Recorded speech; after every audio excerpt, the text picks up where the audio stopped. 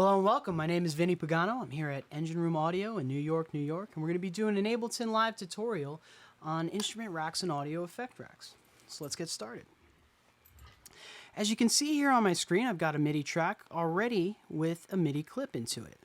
Here we have a nice little MIDI ARP lead. And what we're going to do is we're going to use an instrument rack to create different layers of this lead to give it some flavor. When using instrument racks, it's very beneficial to do this in the production side of things, because as we begin to layer different instruments and different sounds, it can really create a mess out of our session. And then when we have to use a single MIDI clip to affect several different layers, it becomes a little bit more complex with the routing. So to simplify everything, we can just use an instrument rack. So what I'm going to do is I'm going to start off by grabbing an instance of Dune, and I'm just going to drag it right onto our rack. Once this loads up, what we're going to do is just dig through real quick for a preset to match some sort of trance lead. Scroll on down. Trance Anthem sounds good to me. Let's load it up. Just for the sake of processing power, what we'll do is drop the polyphony from 16 down to 8. And let's play it. It's a good sound. Let's pull down the sustain decay just to make it a little bit pluckier. Okay, I like that. I like that. Okay, so that's going to act as our first layer. Now, if we wanted to add a second layer into this, what we can do is highlight our device, hold Command G. It then will automatically put it into an instrument group. Now, I tend to do this as opposed to dropping an instrument rack directly onto the channel, because sometimes I'm not sure if I'm going to layer up a lead yet. So I start with the single instance, play with it a little bit, and then I can just create an instrument rack maintaining that first layer. So what we'll do is we're going to go onto our instruments, and we're just going to grab a different synth to give it a different flavor. In this case, I'll use an instance of Serum. We'll just drag it and drop it down here. And again, we'll go for a trance kind of lead. And again, we're going to pull down the polyphony, and we'll go to our global tab and drop this down into draft mode. Whenever I'm working on in a production setting, I start in a draft mode, and again with the polyphony down, saves my processing power, and then towards the end of my session, maybe before I mix, before I print, I'll pull up these settings to the higher qualities again. So let's take a listen to the sound we have so far. Cool, and we'll mute this kick out for now. Now, one problem that you can easily run into with our instrument racks is a problem of gain. We have these two instances of these different presets that are already pretty much on full blast. So if we look over here in this section, we can see the metering of the individual layers, which are not going to be clipping, but they're pretty close. So if we look at the output metering of our device, we're going to be facing some clipping. So what we're going to do to prevent this clipping is just drop the individual volume faders down on each of these chains. So just to play it safe, I'm going to pull it down to about -7. Let's see how that sounds. Wonderful. And at this point, we're no longer clipping on the output of our device. It's very important as you're going through your mix to make sure that you're not clipping at any point in your chain. And that's at every single device. Okay. So now that we have these two layers on, we can go ahead and dig into another layer of contrast by using key zones. And we could just go to our key zone tab, and as you can see, we have these bars that are covering our entire key roll. And what we can do is use these key zones, we can shorten them up so each instrument is only triggered by specific notes. So I could have it, in this case, we can maybe make the instance of Dune trigger our lower notes, while the instance of Serum triggers our higher notes. that's all well and good, but that's not really accomplishing what we want. So what I really want to do is use both of these instruments to cover the entire range of the notes being played. And then what we can do is use this fading on these bars to make it so these instruments kind of crossfade into each other as we go up or down the keyboard. So let's have our instance of Dune mostly cover the lower notes and our instance of Serum mostly cover the higher notes. And this can be a very subtle difference, but this makes all the difference when you're trying to make a compelling track.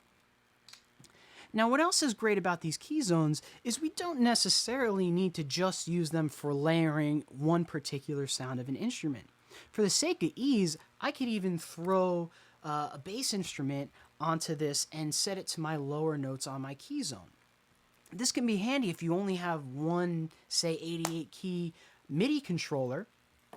And then what you can do is have it so your bass notes or your lower octaves only trigger your bass instrument. And I'll show you how that's done. What we'll do is grab another instance of Serum. And let's just go find a nice rolling bass track. Let's check this out. Right, again, we have this bass track is hitting the entire key zone. So let's shrink the key zone up to only play the bottom two notes so we get a nice little roll in there. Let's check it out.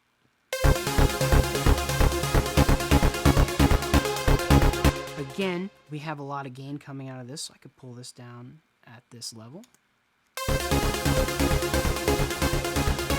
And now we have a nice full sound. We could essentially, if we wanted to get crazy, we could put every sound of our track triggered by one single keyboard. Now, for the sake of ease, what we're going to do is delete this, and we're going to start using some parallel processing.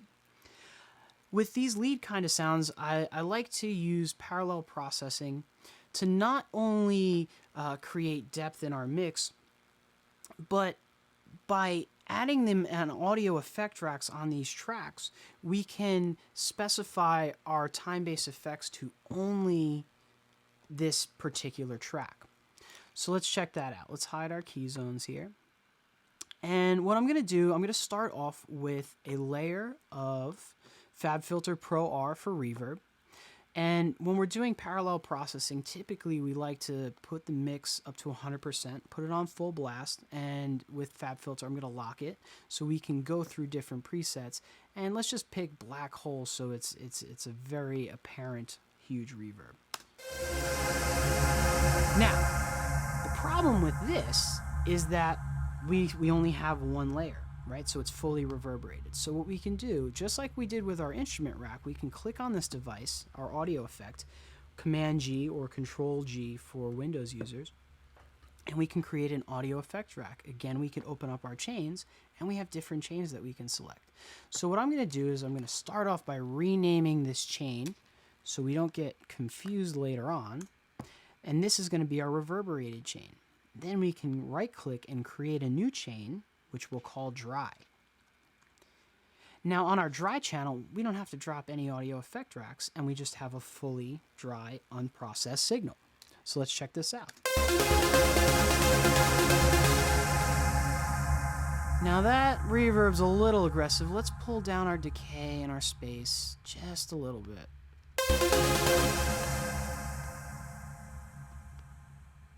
And our pre-delay can come down a bit too. Cool. Still aggressive, but still works. Okay, now what we can do is use these volumes to give us a wet-dry kind of contrast. Now, there are other ways to do this within an audio effect rack, but what we're going to be doing is adding other layers in. So what we can do is just pull down this reverb a bit. Okay, sounds good. And what we can do is come back to this mix a little bit later when we have our other layers in. So what we can do, let's add another time-based effect. Let's throw in some delay. I'm going to use FabFilter Timeless. And what we're going to do is just create a quick little ping-pong delay to give us some stereo image and some contrast from left to right. And we'll just put a little bit of filter action on this. Again, we want to make sure that our dry signal is down and our wet signal is up. Let's take a listen. Very aggressive sound, but we're going to approach that in just a minute. So let's go ahead and rename this chain. We'll call this delay. And I'm going to just reorganize this a little bit, color up our tracks, just to stay organized. Okay, wonderful. We could pull down our delay signal a little bit. Again, when we're using audio effect racks, we can run into the issue of too much gain. So you don't necessarily always want to have your dry gain all the way at 0 dB. You might have to pull it down a little bit. So now that we have these different chains in here, let's take a listen and see what we have. Again, our effects are a little aggressive, but what we tend to see in modern electronic music are these really big sounds. And they're really wet. There's a lot of reverb and a lot of delay. And what they do is we're going to be using a lot of feedback, a lot of decay, but then we're going to control it with things like compression and gating. So let's use an instance of a compressor, sidechain compression, in which we can control the level of our reverb based off of our dry signal. So if we go into our dynamics section here, let's just drag and drop a compressor onto our reverb. Let's check this out. So first thing we're going to do is we're going to go into our sidechain menu and have our audio input from the beginning of our instrument rack, which is going to be pre-effects, which gives us the dry signal, right? So now we're using the dry signal to key compression on our reverberated track. By default, whenever I'm doing sidechain compression, I like to start with my ratio cranked all the way up, my attack and release all the way down. This is just a starting point that I like to go with. Sometimes I'll pull down the ratio or increase the attack or release, depending on the sounds that I'm sidechaining things off of. We want to make sure when we're doing sidechain compression that we're not using makeup gain, or we're going to get a lot of pumping. So now what we want to do is let's mute out the delay just so we have a little bit more clarity on our reverb. And we're just going to pull down the threshold until we reach a desired signal.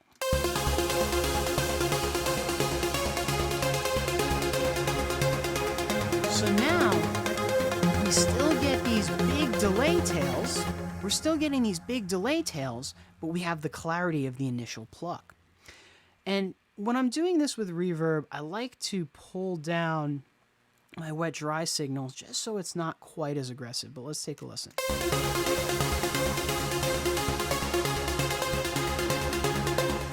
Cool, I'm digging that. So let's just do this same exact thing on our delay track, right? So I'm just going to take this instance of this compressor. I'm going to hold Option. I'm just going to drag it to my delay chain. Let's see what happens here. Let's turn it on and take a listen. And now again, we have a super aggressive delay. So what I'm going to do is I'm going to pull up the wet dry all the way, and let's slow down this release a little bit.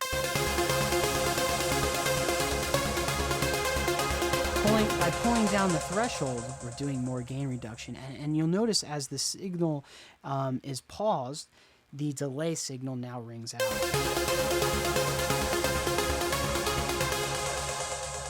Right, and we can use our release time to trigger that. Now, what's really great about all of this stuff, we've already condensed essentially what could have been 5 or 10 tracks when we're talking about, bussing as well. We could have had 5 or 10 tracks in our session, but we only have 1 track so far, which is going to be great when you run into sessions where you have 150 tracks already.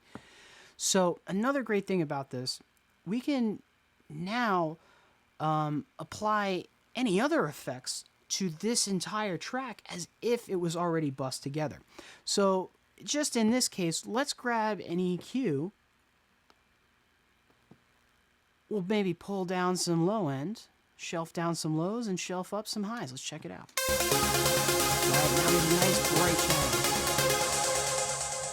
And I'm going to shut the metering off on our EQ again just to save some processing power.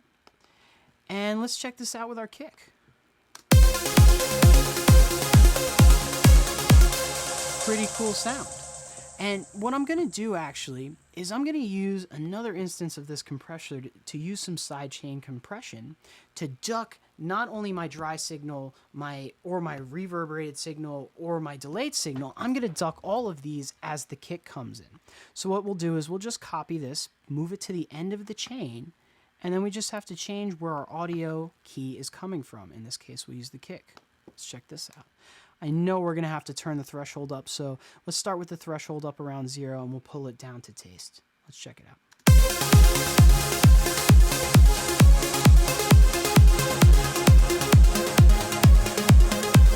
And there we go. We have a nice full lead with some reverb, some delay, and a lot of clarity. That's going to be it for today. Thanks for tuning in. I hope you learned something.